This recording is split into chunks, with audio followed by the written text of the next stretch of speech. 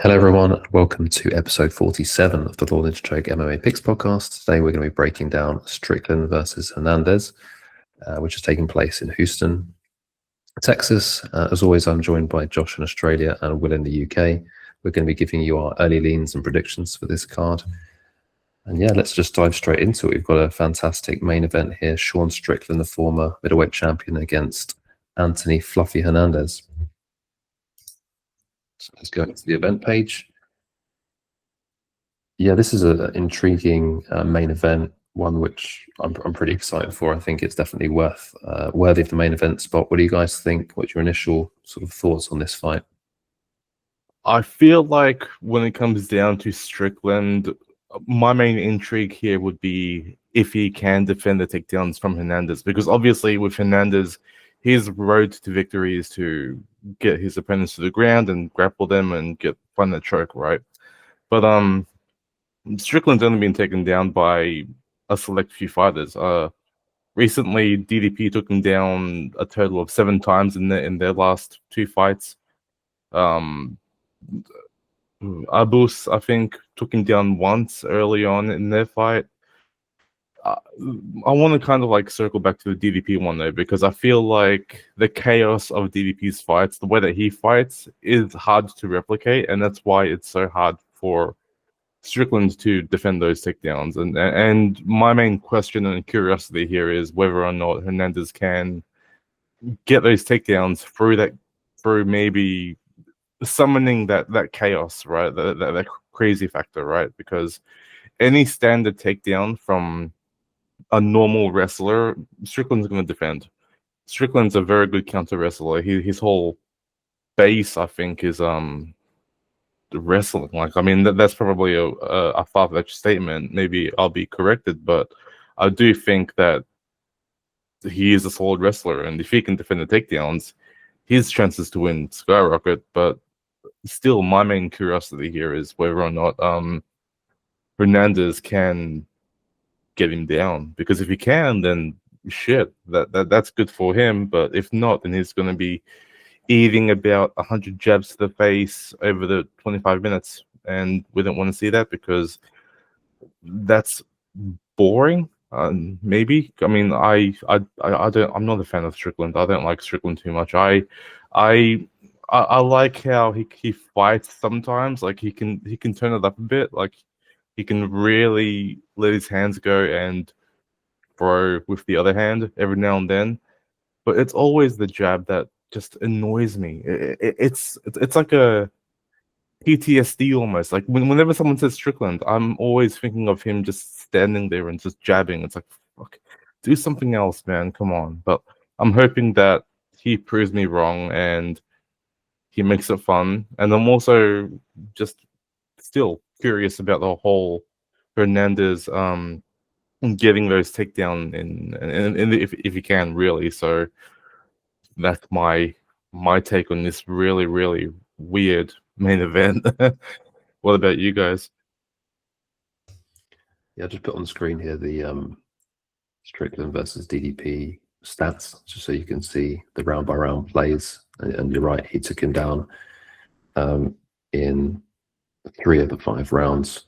So he got him down twice in round 1, once in round 2, and 3 times in round 4. But I think the interesting thing really is that the control time didn't stack up. And that's to your point about him being a good wrestler. Look, just 28 seconds of control in round 1, 22 seconds in round 2. So he's always working back to his feet, as Sean. I think he is good on the mat, as you say.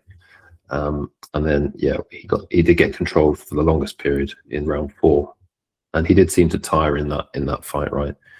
So yeah, what do you think, Will? Do you think that Strickland's going to have much success defending takedowns here? Yeah, I do. But my issue with this one is I think everyone's got the right read when looking at the strengths and weaknesses of both guys and how they're going to play out against each other. But I think that they only do half the job on Strickland a lot of the time. So, like, yes, he has good takedown defense and good grappling defense. So I don't expect Hernandez to have too much top control time on the mat. But that doesn't mean that Strickland is going to therefore be winning those minutes. if that makes sense. So, like, you know, you don't score things defensively in MMA, you only score them offensively. And if Hernandez is pinning him against the cage, crotch sniffing on his 28th failed takedown attempt, yes, Strickland is defending it, but what is Strickland doing to actually offensively win that round whilst that's happening? I've made a lot of comparisons to Merab when it comes to Anthony Hernandez, and I think it's the same thing. It's like output. Like, I don't think that Merab is elite at any one thing in MMA. It's just his ability to do all of them at once to the same consistency across 25 minutes at a ridiculous pace. And when he fought Pereira the first time, I know obviously there's like an asterisk because of the injury, and since they've run it back, and the result was different. But Merab went like 11 of 49 on takedowns, which is an insane number. And he landed like 5 minutes of control time, which is nothing in a 25-minute fight when you're attempting that many takedowns. But Pereira just couldn't get him off him. And you know, like, when it comes to these kind of smothering guys with the high intensity and the high like output, it's very hard to win a decision against them because they're just so busy and they're doing more than you are. So against someone like Fluffy, everyone who's ever gotten close to beating him has done so by hurting him. And if there's one person that you think of, to Josh's point earlier on about how Strickland's low-key actually very boring, considering he's such a polarizing figure, the one thing Strickland is not is dangerous. And I think that, I mean, you know, anyone's got a puncher's chance, but I think that in a way, Hernandez is actually lucky that he is going to get stuck on the feet with Strickland. But in a way, there is actually no better person to be stuck on the feet with than Sean Strickland, because you're not in danger that much. I mean, anyone can be, but I don't know. In short, I respect the fact that Fluffy is so active and so busy, despite the fact that not everything is going to work for him. I think the fact that he's still doing so much is going to work. And as a final point, the 6 takedowns from DDP were quite a big deal, obviously, in the first fight, despite the fact they didn't amount to much, because you got to think that also it keeps your opponent guessing. And, you know, the fact that Strickland didn't get taken down or grappled much in the second fight, his output changed significantly. He landed 173 significant strikes when he was taken down 6 times. But then when he wasn't taken down 6 times, he landed 128 significant strikes. So I feel like his caution and attitude towards being taken down and having that good takedown defense sometimes comes at the price of him executing his own game. So I think my concern basically is that Strickland isn't going to be as commanding and like offering out any sort of dominance of his own and a reason for him to be winning rounds, despite the fact that he probably nullifies a lot of what Hernandez does. So I still think that Hernandez deserves to be like favored a fair amount just based on output and like the trajectory of the fight. I think I'm having a hard time seeing what everyone else sees with Sean Strickland in that regard, personally. How about you, Dom? Like, do you agree with that or not? Because I know you've also been thinking about Hernandez. I think it's a kind of a complicated one, isn't it? This. Yeah, I think Josh and I were talking about this before we came on. It's an intriguing fight and one that, you know, is definitely worthy of the main event spot. And yeah, I think I agree with both of you that you know, Sean Strickland, he hasn't shown like the ability to necessarily take fights by the scruff of the neck in recent times. You know, I think a lot of this is down to his sort of psychology and mentality, right? Because I noticed a change in him once he won the belt, which, you know, I don't think he was expecting to become the middleweight champion. I don't think he himself felt worthy, you know, of being a middleweight champion, because it completely confused him, his identity. And, you know, obviously his income changed and everything about him changed after that point. So, you know, I think the Sean Strickland on the come up versus Fluffy would be a fantastic fight, really. But because of the trajectories here, you know, Sean Strickland, I think the question is motivation. I mean, he often refers to himself as a prostitute fighting for money in his underpants. So, you know, when you peel back the curtain like that, you know he's just fighting for money. That's why he's stepping in the cage. And when you fight that way, you just want to keep yourself safe. And obviously he is a defensive fighter anyway, as you mentioned. If you look here at the stats, it's really interesting to look at Fluffy and Sean Strickland side by side, because if you look at their striking stats, Sean is, you know, I've surprised his striking accuracy is down at 40%. Fluffy is highly accurate, 60%, and it's almost inverse for their defense. So Fluffy is like, you know, taking one to give one, whereas Sean is, you know, incredibly defensive, 60%. So hardly anyone's, you know, landing on him. So those are really inverse striking stats. And then you mentioned about the fact that he's Marab at middleweight. I completely agree. I think Hernandez is incredible, like 6.6 takedowns or 6.5 takedowns per fight. He's just spamming takedowns, and that's right. It's hard to get off your offense. And I mean, the limited offense that Sean Strickland has anyway.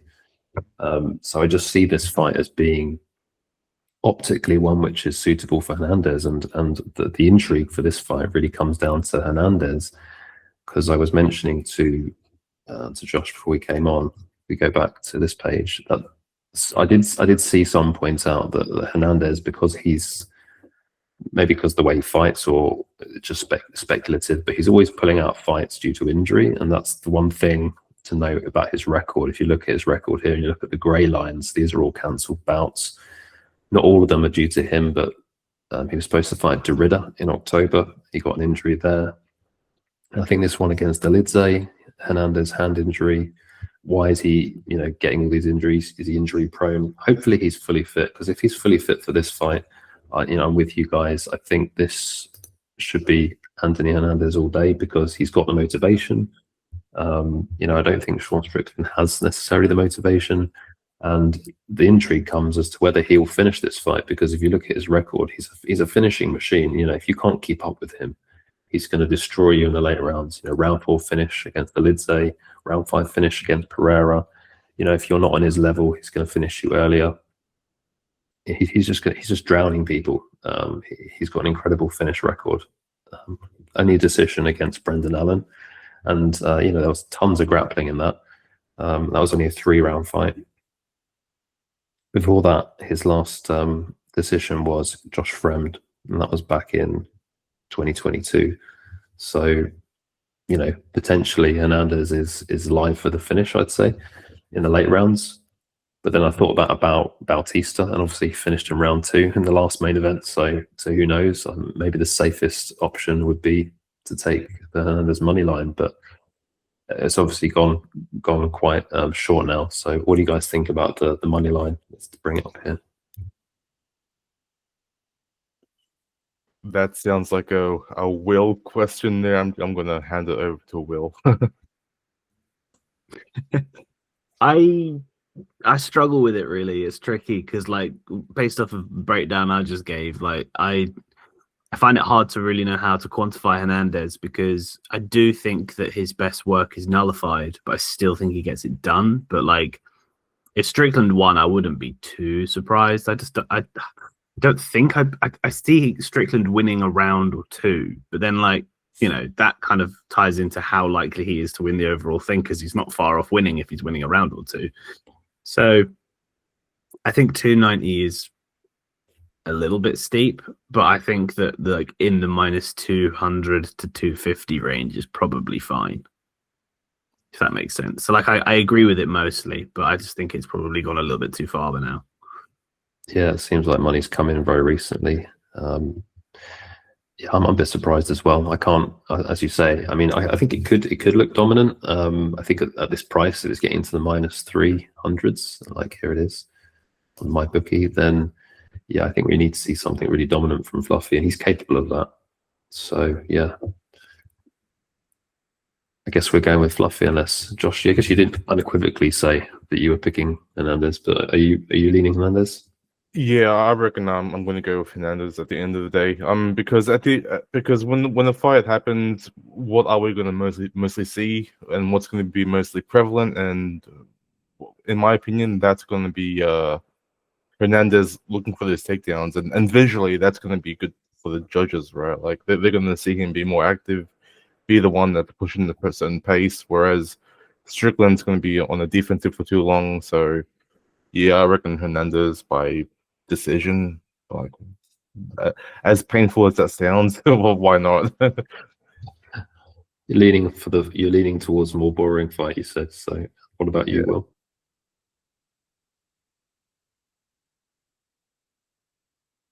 Will, you think the decision is the most likely outcome here? Hernandez decision? Yeah, I'd probably agree with that. Maybe something late, but no, I just think Sean's too tough and too defensively aware, and I don't think he gets one bombed by Fluffy, so he'll survive, in my opinion. Yeah, I do wonder what the 4-5 decision prop will be, because I imagine it's not going to be very nice with the money line being the way it is. That's a bet I like to take. I think I had it for Bautista, but it didn't work out. Strickland. Actually going to take a look now and see if it's been lined yet. No, it's not been lined on Betfair. Okay, I guess we can move on to the co-main.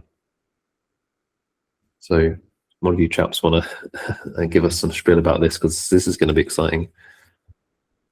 Yeah, I mean, I got nothing really positive to say here. I don't know how Medic has made it this far in his career. He has never really been a top tier fighter, in my opinion. He's always been a regional fighter who's had maybe 2 good wins in his career before this moment here. I mean, like he has a good record, but ultimately his wins have been against really, really weird opponents. Like, as you can see there, Urbina is a chinless guy. He gets knocked out easily, you know. Tim Means is 55 years old now. Simmelsberger is a has-been or whatever, you know. It feels like a weird spot for Medic to be at. I can't wrap my head around him being a co-main headliner or whatever they call it, right? But as for Geoff Neal, he's only there because he's from Texas. So, like, let's be honest, like he's not a fantastic fighter either, but at least he has experienced the top tier of opponents compared to Medic, who hasn't, right? So all of those losses with Geoff Neal have been really respectable losses, right? I mean, Prates, Gary, Rachmanov, all of those losses at least have a story behind them. They're not just a straight out destruction. Or I mean, except for Prates, I mean, Jesus Christ. But like, you know what I mean? Like, I hope I'm making some sense here, but like, I prefer to pick, at the end of the day, someone who's experienced those fights against, well, not against, but over someone who has weaseled his way into this position. So that's my ramble here, and ultimately my pick would be Geoff Neal. So yeah. Yeah, that's a nice summary. Will, what are your thoughts? Yeah, pretty much exactly the same. It's one of those tricky ones. There's another one on the card that's like this as well.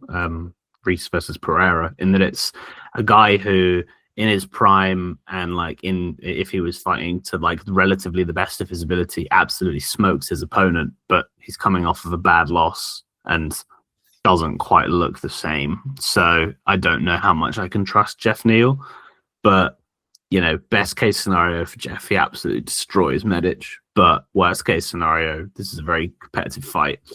Yeah, I too am a bit surprised that Uros Medic got here, because I mean he's had a fair few losses in the UFC, and they've all been by a finish. I mean, he obviously gets finishes himself. He's a very chaotic fighter, but he's basically like the human equivalent of a coin toss.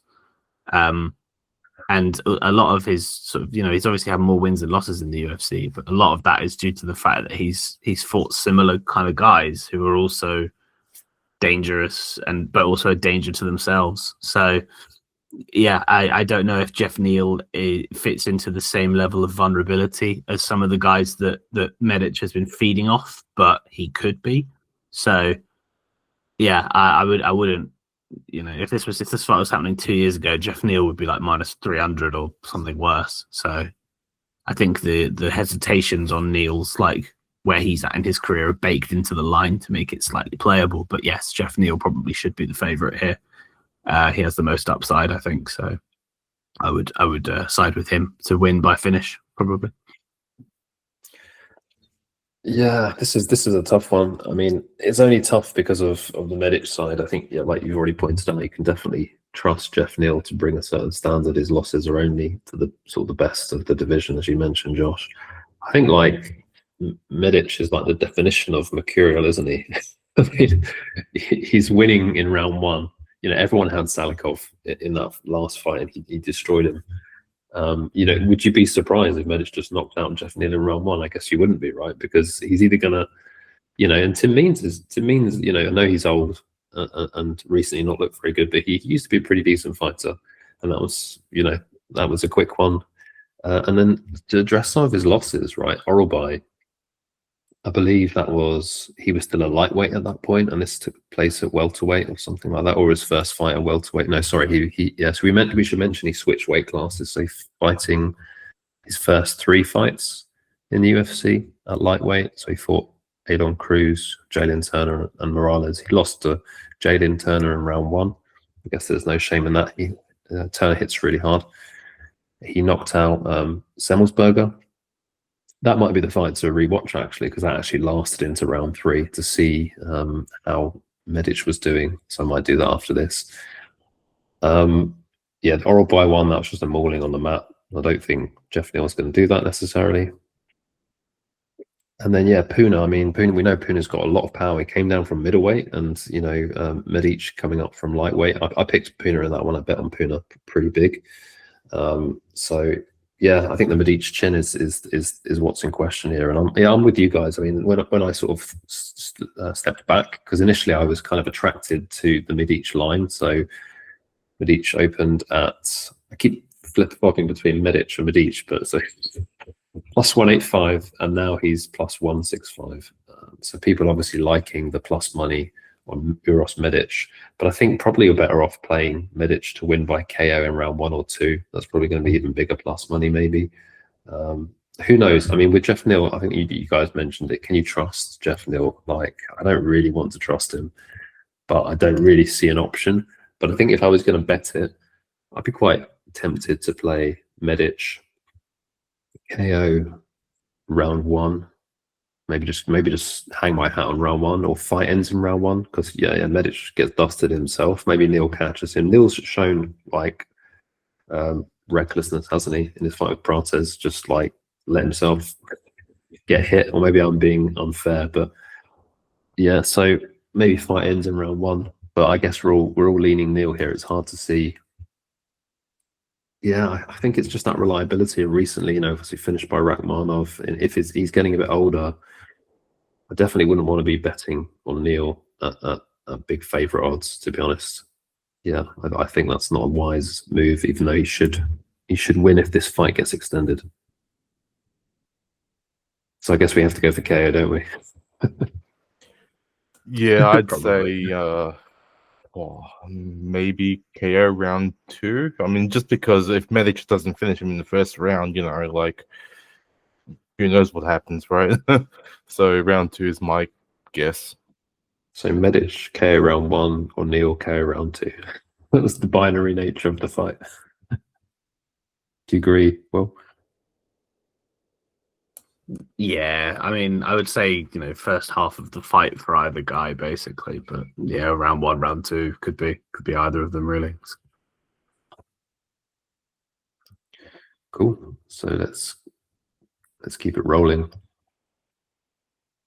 Another great fight. So the top 3 fights on this card are all pretty interesting fights. And here we have the surging Melquizael Costa for Dalmatian taking on Dan 50k Ige, stalwart of the featherweight division.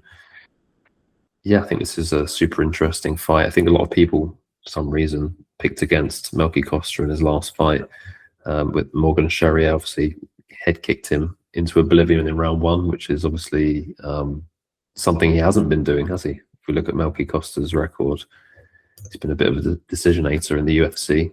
He's 6-2 in the UFC. And his last couple of fights, that's not fair, actually. Looking at his record, only his last couple of fights. And the Erosa fight was absolutely crazy. Erosa took a lot of punishment, as did Melky. And Rodriguez is an excellent fighter. Before that, he finished Philly and Nudenbecker.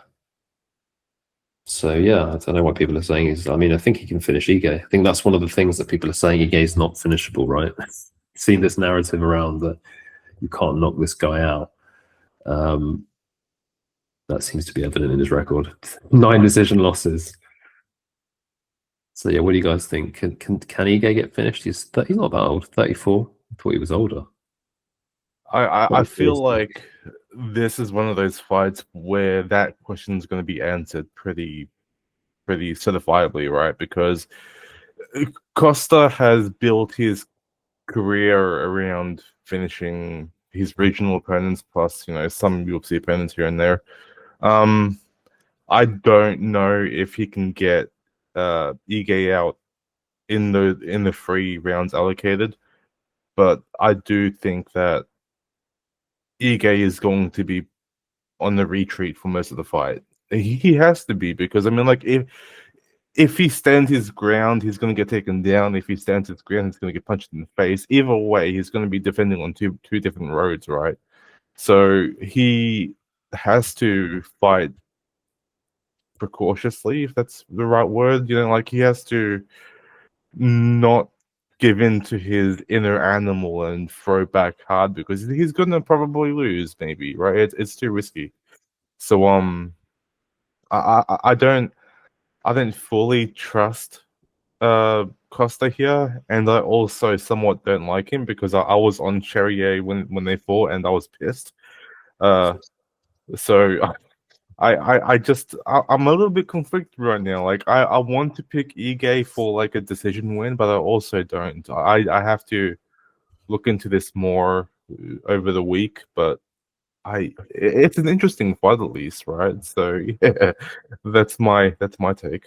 Yeah, Ige's 5-9 to the decision though, so he's I don't know when his last decision win was actually, because I imagine he won decisions lower down. Yeah, he won a decision against Landwehr 2023. So he's lost decisions to Bryce Mitchell, Lopez, Murphy, and Pitbull. So he's lost his last 4 decisions. So I'd be really surprised if Dan Ige was going to outpoint Costa for the reasons you said, but it could happen for sure. I just think Costa's turned a corner. I think he's definitely on some interesting supplements. That's something I noticed actually. One of the reasons I picked Costa in the lead up to that fight with Serghei. So I was looking at, I was like, he looks different. I look at his training footage and the way he was like hitting pads with his kicks. I know that sounds, in retrospect, I'm probably retrofitting what I saw and then the actual outcome, but his kicks was like, wow, those kicks are powerful when he was hitting mitts in Brazil. And I think this is something to watch out for, isn't it? When fighters suddenly get a new lease of life, like a fighter we're going to talk about later, Brahimaj. Fighters suddenly can look stronger, because he never looked that strong early in his career. He looked a bit sort of, I don't know, wiry, a bit lanky.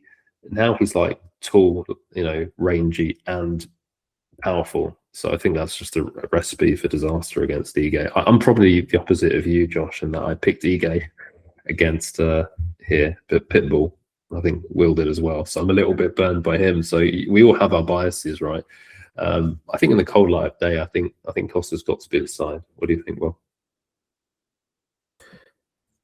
I agree overall that Costa's probably the side for me, but I am hesitant. I think it all depends on how Costa approaches it, because if the fight plays out at kickboxing distance, then yeah, Melky Costa's great kicks, and Dan Ige is kind of like a pocket power puncher, really, isn't he? Wants to get into that dirty boxing range, or around that time, just boxing range. So it all depends on who can control the distance, I guess. And also, for me, the big trump card is Melky Costa's takedown action. He hasn't really used it quite so much in recent fights, but I think that's just because he's growing into his striking a bit. But you would hope that he has made the connection that Dan Ige, I think there is a statistic that he's never won a fight in the UFC when he's been taken down or something like that. But his decision record, there's absolutely a correlation that if you look at opponents approaching a takedown game plan versus beating him, there's absolutely a correlation there. And Melky's a good grappler. He's primarily a grappler. His early days in the UFC and his regional stuff was a lot of grappling-based work. So I think that's where he should lean here, and I think that can help him win rounds just by mixing it up. And yeah, I think that if Dan Ige is going to be doing good work here, he's probably going to be tagging him in close, and I think that he can finish. He can finish Costa. I mean, I think Dan Ige is pound for pound one of the hardest hitters in the UFC these days. So I do think that anytime he's given the opportunity to crack, he's live for a KO. So if you're a prop kind of person, I think that's sitting around plus 400 at the moment. So I think that could be of interest. But yeah, if Dan Ige doesn't hit that bomb, I think he probably gets out MMA'd, shall we say, at both distance and on the mat. So I would expect it to be a Melky Costa decision or a Danny Ige KO personally, but I lean towards a Melquizael Costa decision. So that's my side.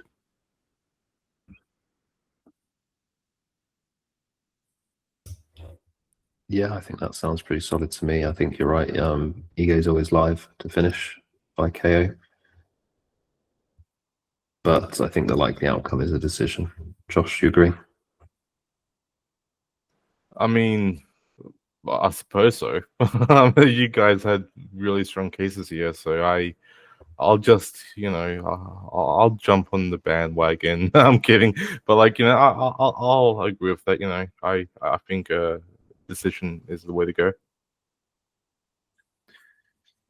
Cool. Let's move on to the next fight. We've got Serghei Polar Bear Spivac against Ante Walking Trouble Delija. So yeah, heavyweight matchup here. One of you guys wants to sort of delve into this a little bit? I feel like people are underestimating Spivac here. I mean, I know that Delija is the I think is the favorite here. Yeah, I know that he is the new name, the fresh face in this division, but like Spivac used to be the boogeyman of the heavyweight division. I remember everyone used to like always start with him, right? Like there was never really any debate when it came to him fighting. Like he was always going to be the one that mold his opponents and all that stuff. But if he doesn't mold his opponents, he does lose, and I do see why people will take Delija for that as well. Like if the whole wrestling aspect of a heavyweight wrestler being unstoppable these days, and if that is like no longer the case, and it seemingly isn't anymore, I do think that Delija is the start to go, but I just can't betray my guy Spivac, man. Like this is my probably the last time I'll pick him personally, because if he fails this time, then I just can't bring myself to being blind and picking him again. So my pick here personally would be Spivac, because he has the experience, he has the wrestling, he has the ability to kind of grit it out. But then again, it's heavyweight. A punch to the face can end the whole fight, and just I don't know. Like it's one of those things, right? So Spivac would be my side, but what about you guys?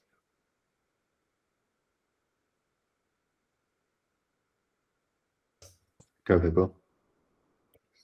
I mean, I don't have a whole lot to say. I'll keep it short and sweet. It feels like a striker versus grappler kind of thing. I don't know anything about Delija other than his UFC performances, which is like a total of like 6 minutes. And he's 1 win, 1 loss. He beat Marcin Tybura so quickly that Tybura didn't have the opportunity to try and grapple him. So I have like no key information to be able to really process it, because if Delija has very good takedown defense and or very good get-ups, then Spivac's probably in trouble and probably deserves to be the dog. Whereas if he's like a fish out of water on the mat, then Spivac will have a great time and probably shouldn't be the dog, basically. I mean, Delija's like 1-1 in the UFC, but the Waldo Cortez Acosta fight was a complete null and void as far as I'm concerned. I can't believe they allowed a fight to be like, for a fighter to celebrate a win for multiple minutes and then restart it. It's a crazy thing to do.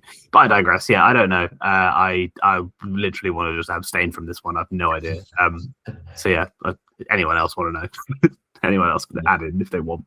We've been burned by Spivac in the past. I mean, I think the issue here is it's just not enough for me anyway. And unless I want to, really put the effort in and watch all of Ante Delija's fights, I just don't know how good his takedown defense is. I know that his background is judo, so I don't think he's a fish out of water on the mat, and he's barely been taken down in PFL. I mean, there's not much footage of him on his back, so yeah, I'm going to side with Delija, but I'm with Will. I don't really want to bet on this. I think it's hard to bet on Spivac.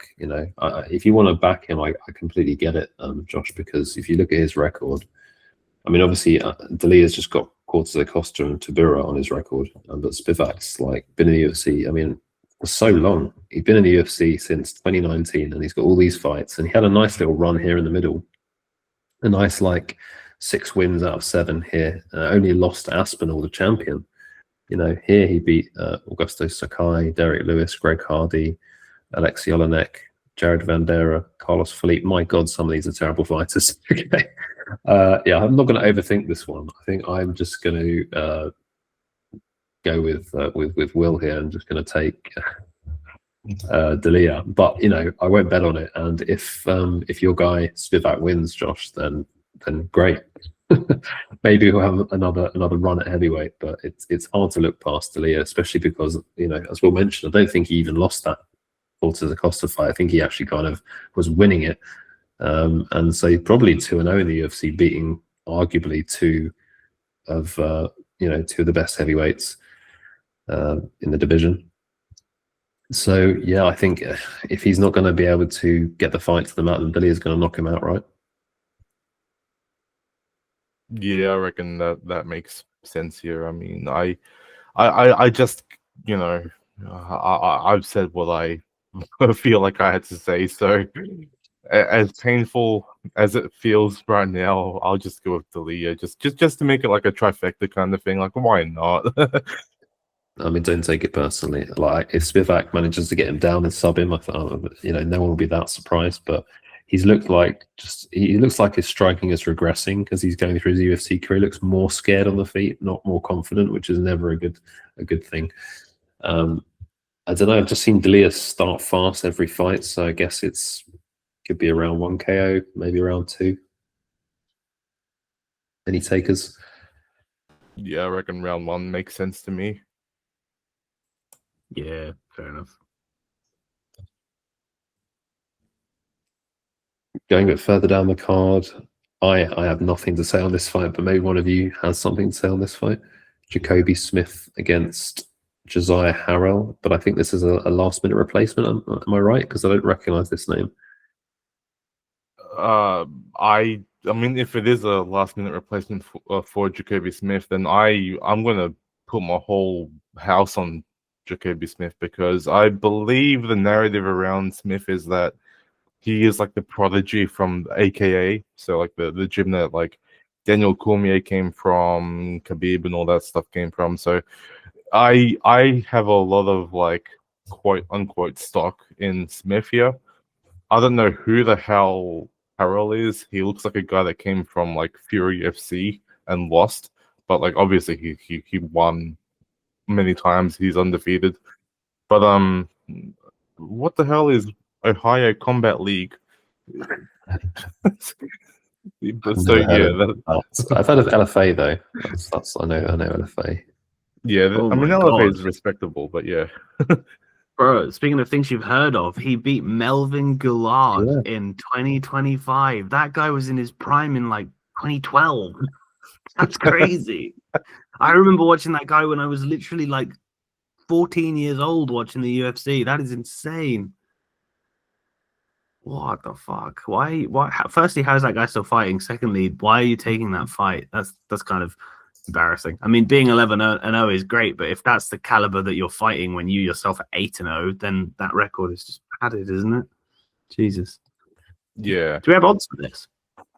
I mean, that usually, like, it's a cheat way to form an opinion to see whether or not you should respect the. Oh wow, I think you should respect the underdog here, because I was going to say as a rebuttal, I'm sure Jacobe Smith has tons of squash matches in his record, so I'm always intrigued by these kind of fights.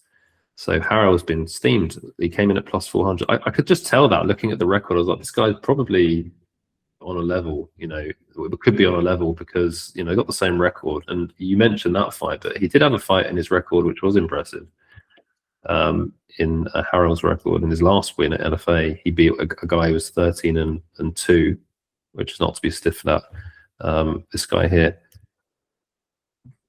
that guy looks serious, doesn't he? That looks like one a guy. Hell of a name, Jesus.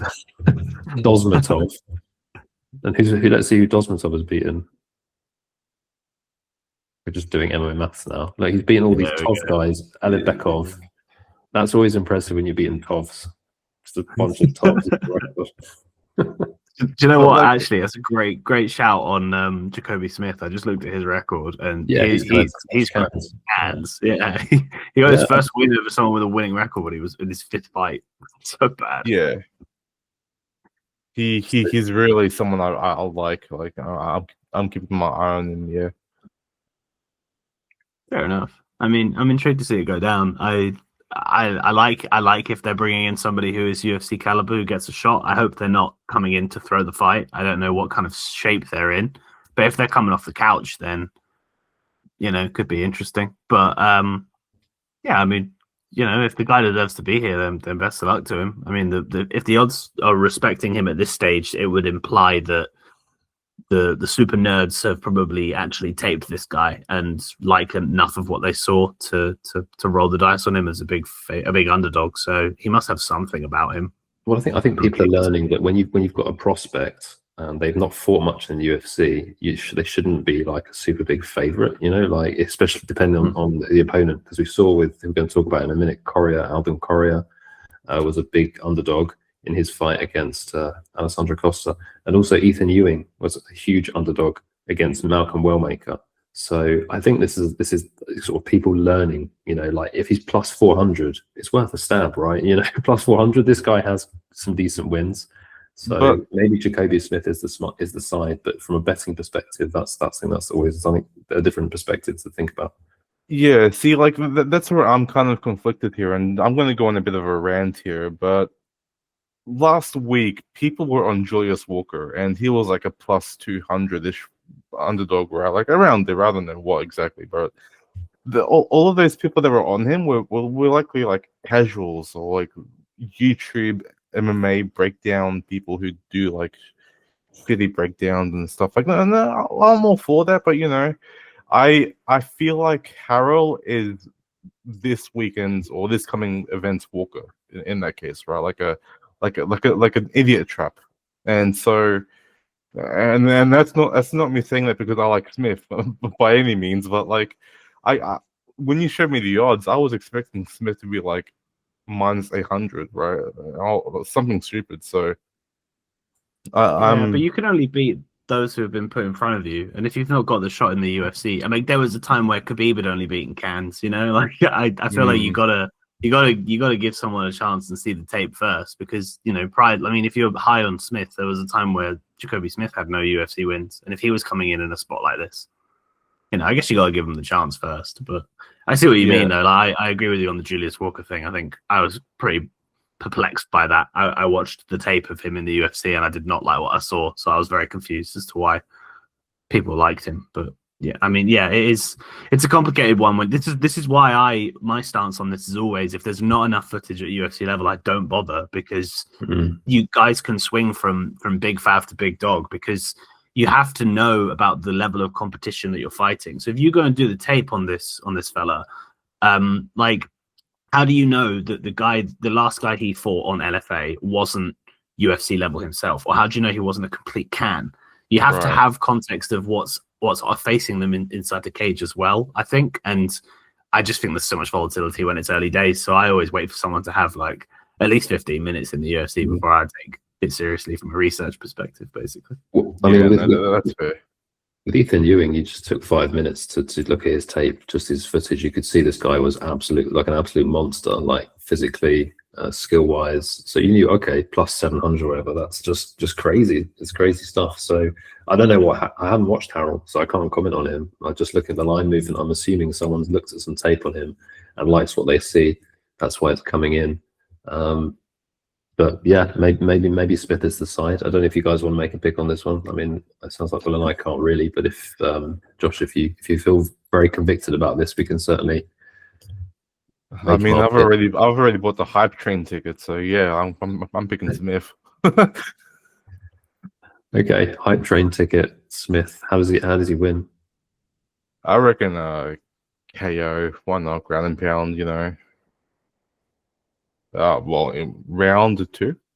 I'm always a round 2 sucker. Like I never pick round 3 or round 1. It's always round 2. Well, we'll do a bit of tape on Harrell. Maybe if he looks good, I might have a cheeky poke on him. We never know. That's. I'm just saying that to poke the bear. I'm probably winning. Reese against Pereira in this matchup. I mean, I've seen a lot of people picking Reese in this spot, which I just, oh God, this one is a tough fight to. I can't, like say you shouldn't pick Reese or bet on Reese, but he's just looked quite bad in a lot of his UFC fights.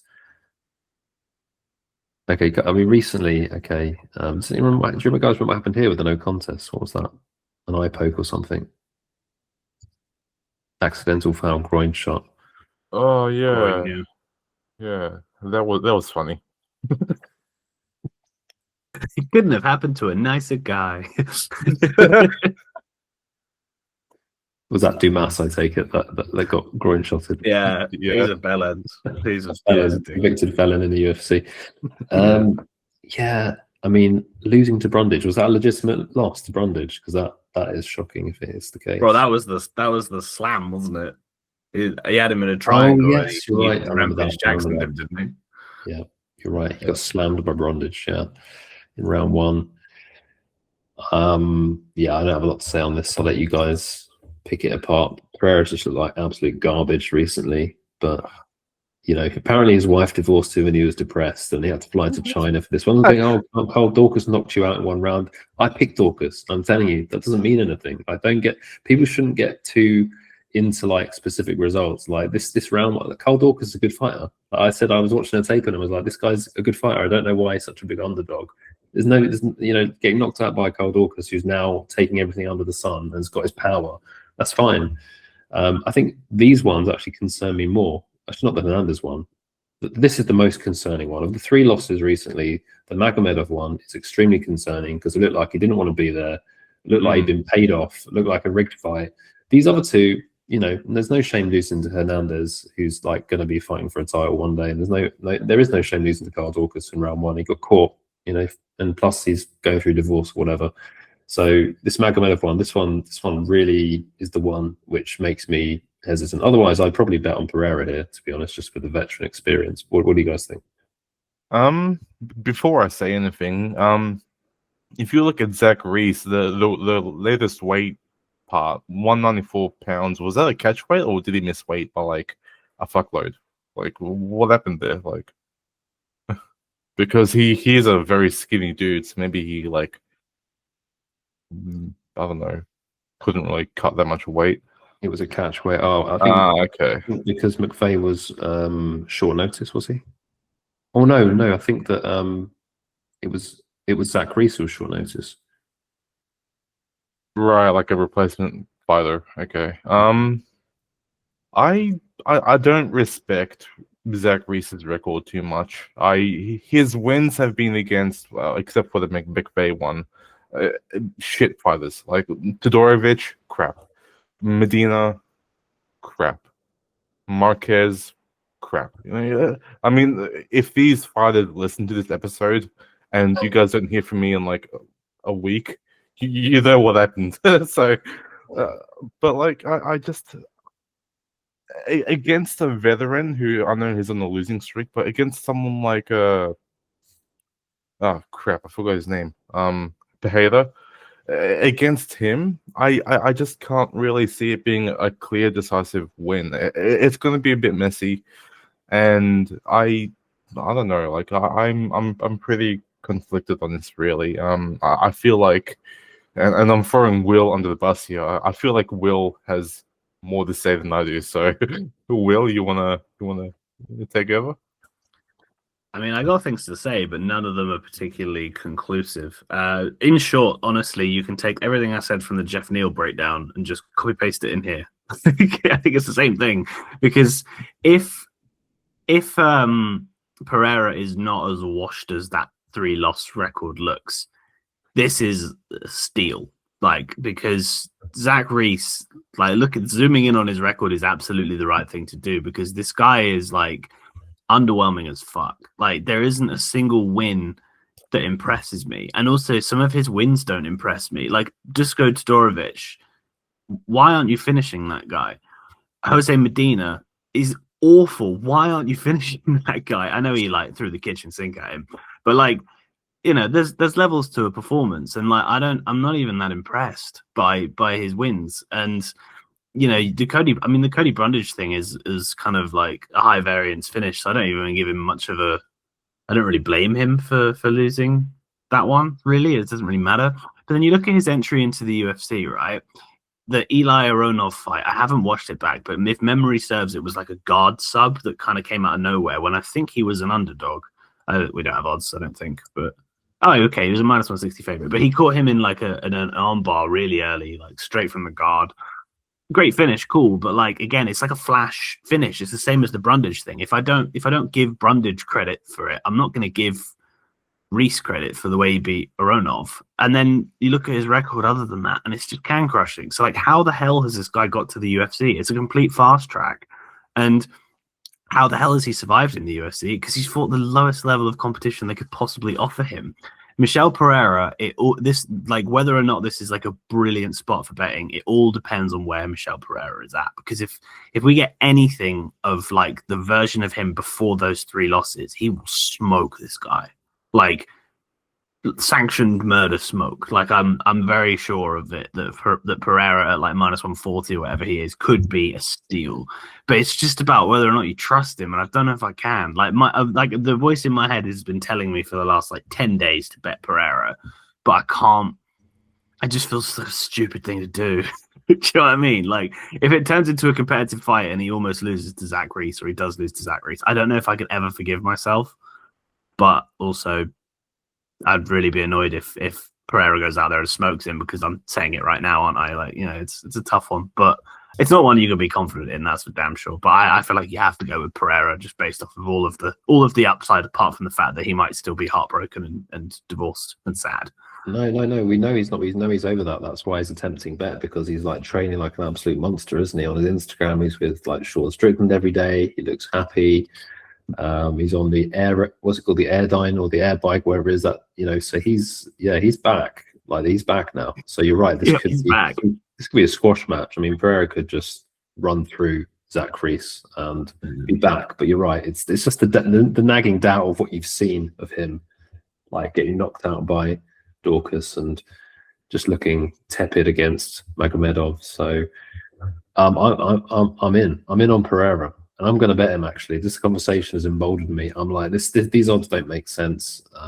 Zach Reese he's probably a little bit too big for the division. I think that's the only concern. He's going to have the length and the height and the reach advantage. But Pereira's an absolute monster. I think the thing about Pereira is, it's that nagging doubt about him being washed. But I'm probably going to bet him, to be honest, just the money line. Maybe not too large a bet. But I think you can knock him out. What do you guys reckon? Yeah, I'm with that. A knockout's gonna likely happen, I reckon, and I hope it happens, because I don't want to see more than 5 minutes of this fight. Yeah, it's gonna be round 1 then. I will join you in solidarity on a Michel Pereira bet. Playboy bachelor Michel Pereira is the new mythical creature in MMA. Round 1 KO. Book it. It's happening. Yeah, that's exclusive from the podcast. Okay, let's keep rolling. We're making good progress here. This one I've got nothing to say on. This Odie Osborne fight. You guys got something on this one? The Odie Osborne one. I was looking at the Chidi one, but we'll skip that. No, I got nothing to say. Literally nothing. It has not even passed my mind. So, Will. I'm surprised you don't have anything to say, Dom. You were a big advocate of Odie Osborne against Steve Erceg, and that turned out to be a very good read. Was I? I don't even remember that. Not from like a tape perspective, but I think you basically just said that Odie Osborne is a very underrated guy. Like his record in the UFC is like 5-7, but you were like, watch the fights. He's not as shit as that looks, and you're very right there. Basically, I'm pretty sure you said that. Either way, credit to you.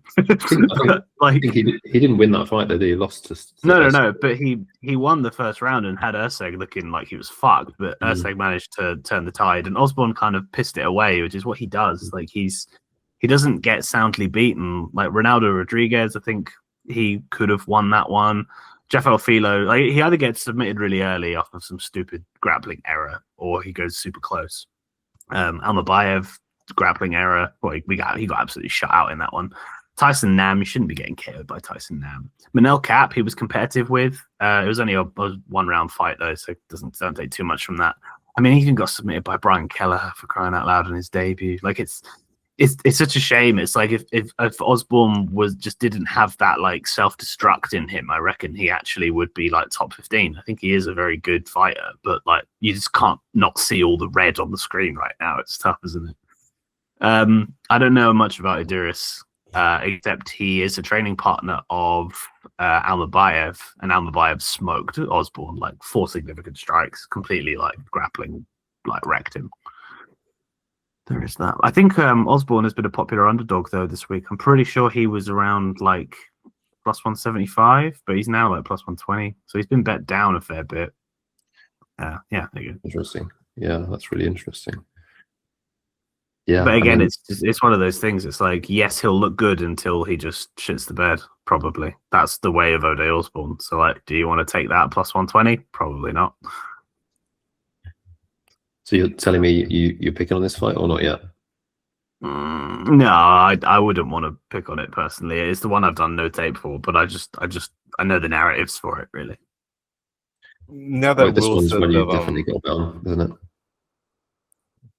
Sorry. Oh, I was just saying to Will, I think this is one that Will's definitely got a bet on. I do, yeah. But what are you going to say, Josh, before we wrap it up? Yeah, I was going to say, like, in regards to the previous fight, if a fighter has a teammate who's experienced the fight against, the opponent, I reckon back the guy that's got the teammate. So back Uros in this one, if you have like money to spare. That's my rule of thumb, really. So yeah. Anyway, sorry. Onwards to on. Let's do it. It's only for early leans, isn't it? So we need to boost our record. We have missed the Chidi versus Carlos Leal fight. If we wanted to circle around on that one. Oh, apologies. Yeah, we do want to go back to that one. Was that? Okay, that's my bad. It's above this one. Yeah, let's do that fight before we do Coria. I don't know how I did that. Apologies. Yeah, this one's going to be a fun fight for sure.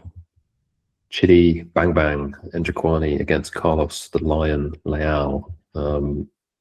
Yeah, I feel this is like primed for destruction, like the Geoff Neal Medic fight. So yeah, actually, I'm kind of looking forward to this card now. I wasn't originally, but I'm just looking forward to it from a sort of neutral violence perspective. I don't really have a strong read on this fight. I think this one ends early and violently. If I had to pick, I guess I'd go Leal, because I haven't liked what I've seen from Njokuani. I don't know why he's cutting down so much weight. I thought he looked good, to be honest, a bit of weight. What do you guys think? Yeah, I reckon Leal's the lean here because of that weight cut. I mean, if someone cuts too much weight, what happens? They basically get like neutered in the sense, right? He loses all power. Maybe it's gonna drain him. I feel like because Chidi's muscle mass and his build is just already big. Any cuts just gonna be just too much. Like we've seen terrible cuts before where Kayla Harrison, a muscle bound warrior she is, she looks like death on the scales. We've seen Chris Cyborg ages ago struggle with the weight cut. So I reckon Chidi is maybe going to be the next one to struggle a little bit on the scales against yeah. He missed weight against Zaleski, which was a fight he won. And I think he was last to the scales, or he missed weight initially against, yeah, that's right. I remember now, against Matthews. He initially missed weight and then he made weight. Is that right? He made weight here. Obviously, he lost that fight pretty quickly. I wouldn't say that was necessarily weight cut related, but it could have been. He didn't seem to react very quickly to Matthews taking his back. What are your thoughts on this fight, Will?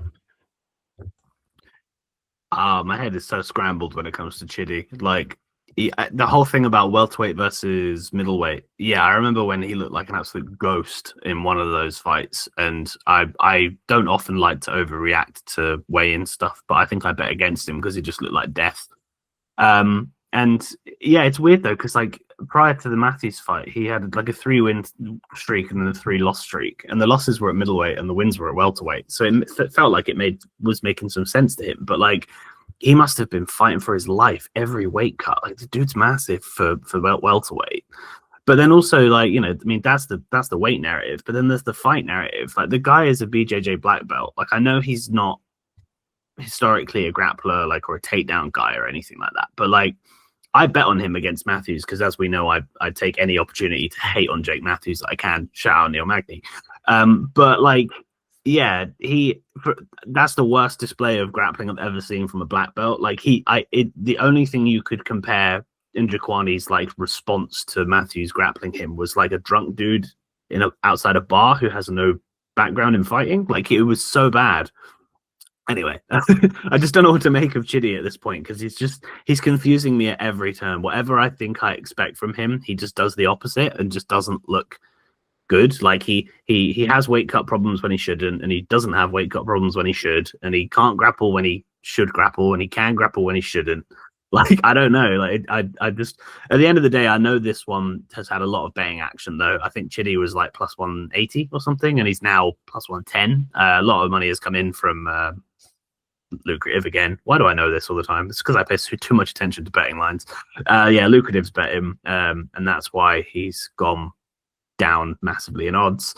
I can see it though. Like Carlos Leal is one of those guys we were talking about before that kind of came in as an unsuspecting, like big money underdog and should have beat Renak Fakhretdinov, and then after that, suddenly the guy himself was the prospect, and people kind of overrate him a little bit. I think he got beat by Muslim Salikov, didn't he, in his last fight? So, like, a bit of recalibration there. I don't really know exactly what Carlos Leal has done to really justify himself being such a big, a moderate to big favorite originally against Chidi. So I can understand why there's been buyback, but I couldn't trust Chidi and Njokuani with my money at the moment just because the guy is just very random. So I don't know what to tell you. I mean, if one guy has high variance, then I suppose the other side's a bit more stable. But I don't really know if Carlos Leal deserves the respect that he gets. So I'm just very confused. I feel like part of the reason why people pick Leal here is the age difference as well. Like, I mean, 7 years or 6 years difference between the two. Plus the weight cut. Older people can't really cut that weight that easily. Like they struggle. And so I think, again, the weight cut's going to be the issue here, I reckon. So the reach difference of 6 inches between Njokuani and Leal is going to be somewhat prevalent. But if Leal doesn't give that reach any respect, then it's just going to be a struggle fest for Njokuani. He's going to be on the back foot a lot. He's going to be struggling with Leal's aggression, and that's pretty much what Leal does well. He moves forward.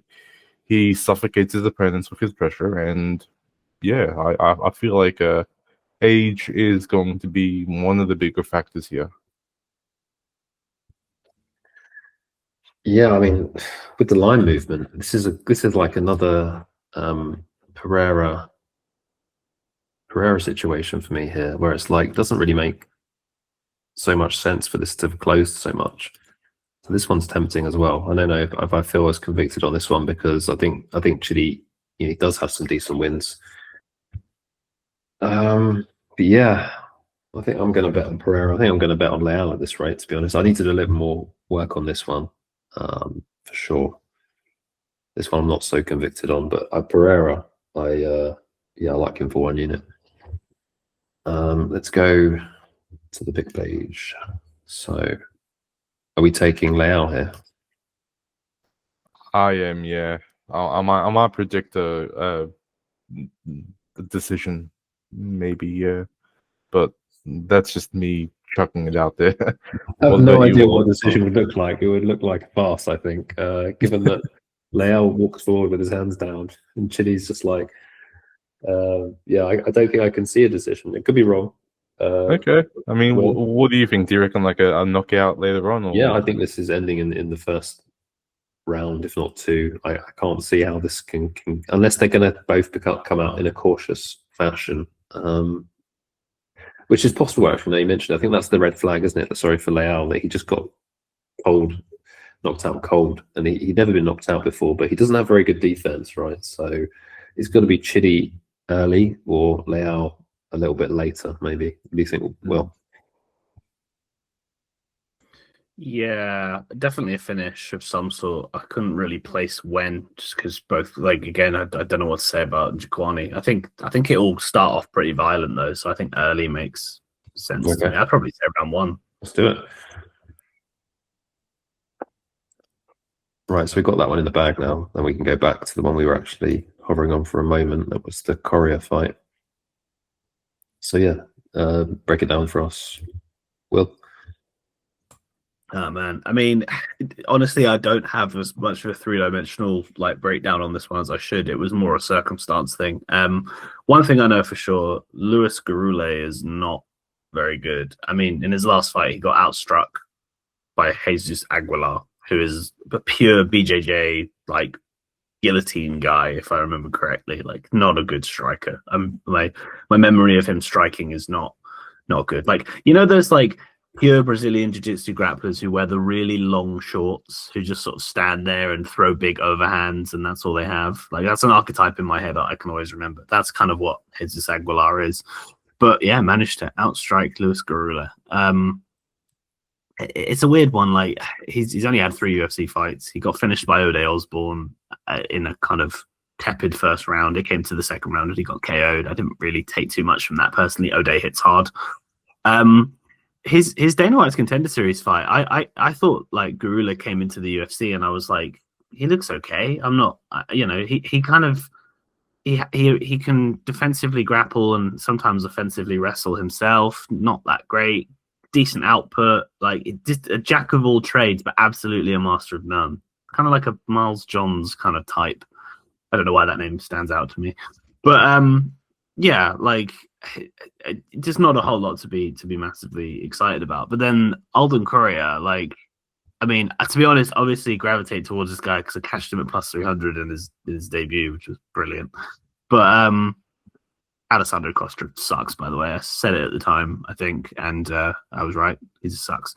But I think the guy has shown a lot more of the same kind of thing. I think that in a way they're actually relatively similar fighters, but I just think that Coria shows me to be much more capable and just much better at doing everything than Gurule does. Like, I think that I would expect this fight to take place a little bit of everywhere, but Coria to just get a little bit of an advantage in pretty much every aspect. So I don't really.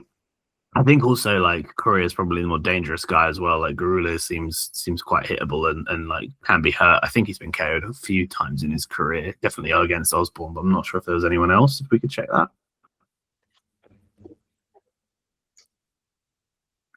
How many KO losses are we looking at? I mean, he's had 2 losses, so okay, 1 KO, 1 decision. I think I've seen him hurt before, if I remember correctly, but I can't quite remember which fight it was off the top of my head.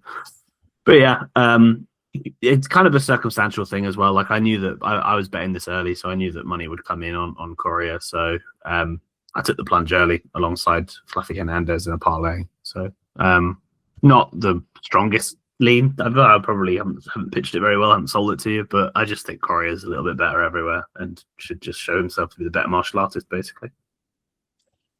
Yeah, I mean that's my recollection of these fighters. I thought that Coria should win, but I was a little surprised to see the line being steamed so wide. It's definitely a bit of recency bias there because he did a great debut. I don't think Gurule is terrible, and it's it's a buy low spot for him. So yeah, Coria should win. Josh, do you have any advances on that? Probably the decision, I imagine, but. I don't even know who the fuck these people are. I am drawing so many blanks here. I'll let you guys decide. I'm just gonna sit here quietly. Yeah, so the reason I think it's a decision is I think Gurule is going to grapple him. I think Coria is going to work back to the feet and land more damage, but I think Gurule potentially survive for a decision. What do you think, Will? Yeah, I was leaning decision, but there is going to be dangerousness, so I'm not like betting the method of victory or anything. But yeah, decision is what I lean towards. Okay. I think we're making good progress here. Right. Let's do the next 2 and wrap up if that's okay with you guys. We've got Nora Cornolle against Joselyne Edwards and Ramiz Brahimaj against Punahele Soriano. So I know you don't want to be called the resident women's MMA expert anymore, Will, but I will default to you for your opinions as just someone who enjoys women's MMA more than others. Well, I do have a story on this one because I bet Joselyne Edwards at like -130 when these two fought the first time in UFC Paris, and I thought it was an egregious, disgusting robbery, and I was fuming. And I'm still not over it, so this fight is just PTSD for me. But what do I remember of that first fight? I haven't taped it for reasons I'll explain. But yeah, Joselyne Edwards has sort of showed herself to be a little bit better. The striking was competitive, but Cornolle hits hard and is very enthusiastic, which looks good considering her opponent, Joselyne Edwards at the time specifically, didn't have any real pop to her punches. So it's quite easy to overwhelm Edwards and look better as a striker. You just have to be enthusiastic and swing big. Edwards took her down, and then we saw Cornolle has like white belt grappling. I think that was something I saw on regional tape prior to making the bet, because I know that Edwards switches it up every now and again. And she did. She did absolutely nothing with the top control time, but at the same time, Cornolle did absolutely nothing on the bottom because she was stuck there. But for some reason, the judges gave it 29-28. I think it was a split. It was kind of before the time that damage was like the main criteria, and like we weren't talking about judging quite so much. So it was one of those gray area ones where they implemented the rule book when they weren't typically doing so. So it was very confusing. Anyway, Joselyne Edwards has kind of changed a lot since then. She's one of those fighters who's had like a very strange evolution. She's done it against a low level of competition, but she's just started sitting down on her punches, and she started believing in her power. She started going after fighter weaknesses as well and grappling where she can. And she even got a submission win recently against someone whose name escapes me. But yeah, she's basically on an upwards trajectory by the looks of it. 3 finishes in a row is impressive. I don't think there are many women who have ever done that in the UFC, to be perfectly honest. Especially not Joselyne Edwards is not one you would have thought to have done that. So I think that if Edwards is really showing promise, she will go back to those takedowns. But I think that given the fact that it bit her on the arse last time, she'll be a bit more enthusiastic. But the one thing that kind of stopped me from being interested in this one, despite the fact that I bet on it last time, Joselyne Edwards was like -130 last time, and she's now -300, which is crazy. I mean, that upwards trajectory kind of justifies it. Nora Cornolle hasn't really done anything super impressive since that debut that she won via robbery, in my opinion. But yeah, -300 is too far, because I still think that if Cornolle bites down on the mouthpiece and commits like she often does, she can give Edwards something to worry about. But yeah, I'm sneakily feeling a submission here. I just got a feeling that Edwards has been she's been improving her grappling recently. She's been doing like grappling tournaments and stuff. I remember that being said on broadcast. But I think that she should lean on her grappling here because it's the easiest path to a win against someone like Cornolle. And she needs to be more aggressive because she wasn't last time. So if she had a brain, which I know is always a stupid thing to assume MMA fighters are game planning correctly, but she should be looking to find a finish on the mat. So let's hope she does that. Yeah, I've not got a lot to say on this one. Josh? Yeah, when Will said that Nora Cornolle has a wipeout grappling, I laughed, and then I realized that she does, and I would say that maybe it's worse than that. Like, you know how wipeouts are at least trained, right? Cornolle has the grappling of a paraplegic, in which that she can't fucking grapple at all. She's useless, right? She's terrible, and so to make this very quick, I agree with what's on the screen there. Edwards submission round 3 done, or not round 2. Come on, you know, let's keep the theme going, you know. But like round 2, round 3, whatever. She's gonna win, so that's it. Okay. The last fight we're going to break down is one which I dove into quite a bit earlier this week, because I was interested in this fight. I mean, I like both these fighters. I've cashed with both these guys. So I had Puna against Medic. I had Brahimaj, I think, against Vanderford. So yeah, they're both like been dog money at various points in the UFC, and Brahimaj's basically they're both on a tear. Brahimaj's on a tear. He's been welterweight his whole career, because Puna's just come down to welterweight in the last 5 or 6 fights, I think. So yeah, Brahimaj's one of these fighters which you just couldn't get a good read on. He was like trading wins and losses. So he started his UFC career here against Max Griffin. He lost to Griffin, but that was an ear injury. It was a gruesome ear injury. Then he beat Sasha Palatnikov. I mean, that guy shouldn't have been in the UFC. Lost to Court McGee, And I think he was a favourite there, and that was massively disappointing. I think his cardio failed him. I think Court McGee grappled him, which is ironic because Brahimaj is a BJJ background, and he's definitely fought at a high level in BJJ. He's won some, BJJ tournaments before he came into MMA. Yeah, Michael Gilmore, that means nothing. That guy is awful. He was that was like a gimme fight, really. I think they just felt sorry for Michael Gilmore because he'd been fed to another lion. He was in the Ultimate Fighter. That's why I remember Michael Gilmore.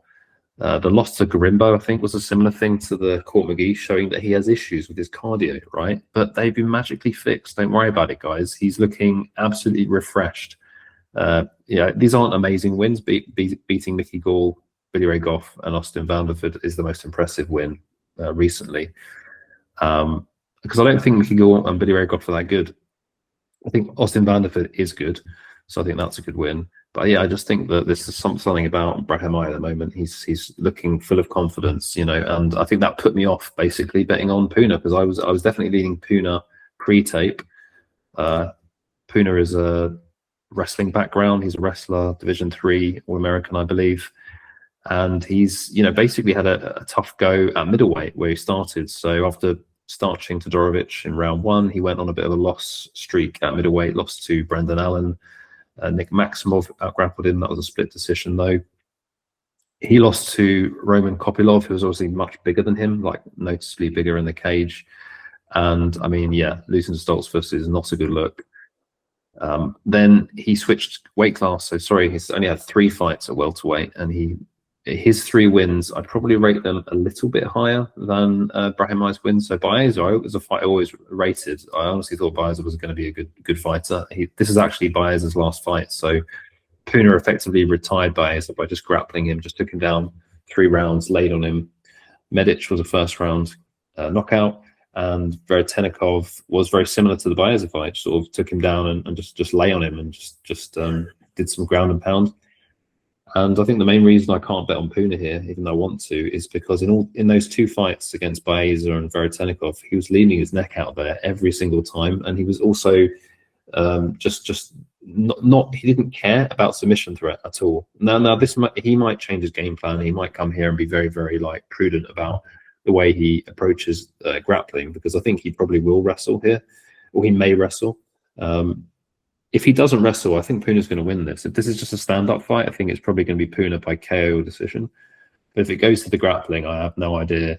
I think that Brahimaj is live for the sub. So I think one way to look at it is play Puna Soriano money line and Brahimaj sub. But I haven't played either of those, so that's my spiel on this. And I'm very torn.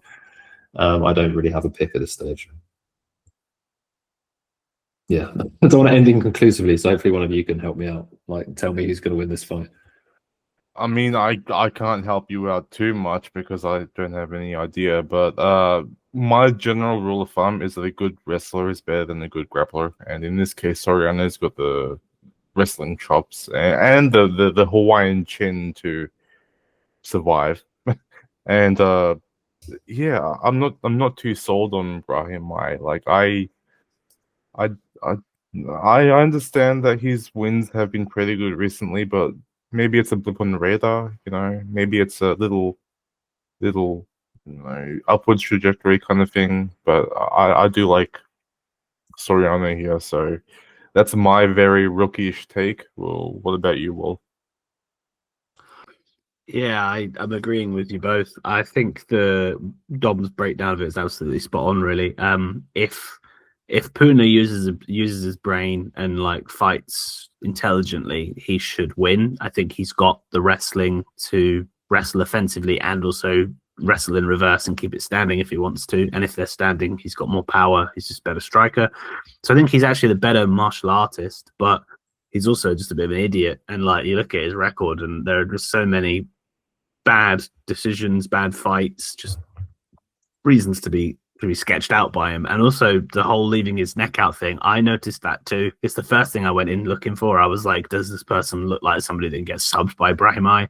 And yes, I've always been very respectful of Brahimaj's submission ability. I taped him before his UFC debut against Max Griffin. Oh, if you haven't seen the finish of that fight, by the way, go and have a look. His ear literally explodes. It's insane. Anyway, yeah, in short, I think that Soriano is probably the better fighter. Probably shouldn't be a +110 underdog, but I definitely respect the danger from Brahimaj that a submission prop would also appeal to me. So yeah, if you get good odds for it, in an ideal world, going like Brahimaj sub or Soriano win would be the ideal situation to go for. But I'm also struggling. I'll go Soriano. I don't know if I'd go decision. I don't know what I'd feel for that one. Yeah, decision makes sense.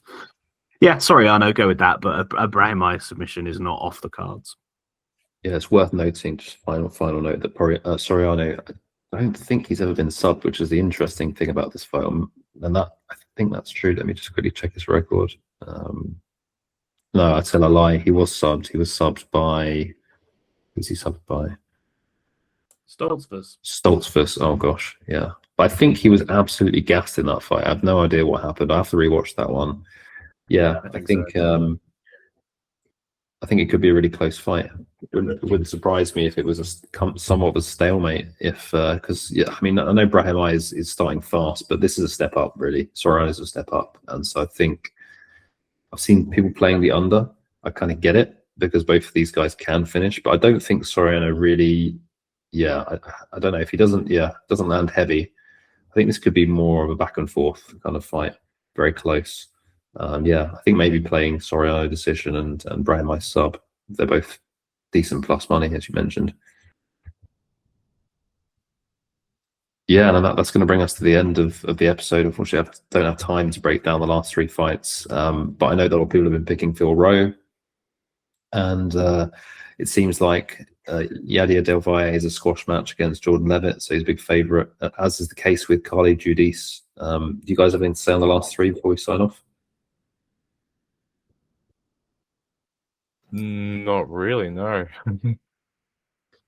I did tape on Leboznoyani, or however you pronounce his surname, and looks like a decent fighter for a debut guy, but also super hittable. So I couldn't trust him at -250, and I don't think you should either. The other two favourites, on the other hand, should probably roll, but they're massive favourites, so probably not good value. That's the summary. All right. Well, since we want to complete, let's pick those guys then, just to get our record up. So yeah, we're gonna say she's gonna finish it, right, Giudice, or is she more of a submission? Yeah, no, KO. Death by 1,000 cuts and Del Valle. This could be a KO, right? What do you think Levitt can survive? No, I'm not sure. Knockout for both. I reckon knockout. Okay. But like it. Yeah, they've got the finishing bonus now, haven't we? So knockout's more likely. So Del Valle by knockout, Giudice by knockout, and we're not sure on this one, but we're gonna lean Leboznoyani. I feel like Phil Rowe. I feel like Phil Rowe dog pick makes sense. Decision or? Yeah, decision. Maybe KO. I'm gonna be bold. Round. I don't know about that. No idea. It's always two with our predictions. Okay, 2 it is. Right, well, we'll be back anyway with our bets later in the week, and yeah, I hope you enjoyed this episode. It's gone on a bit longer than anticipated, but we've actually managed to get through most of the fights, which is good. I think we did actually get through all the fights in the end, so yeah, we'll be back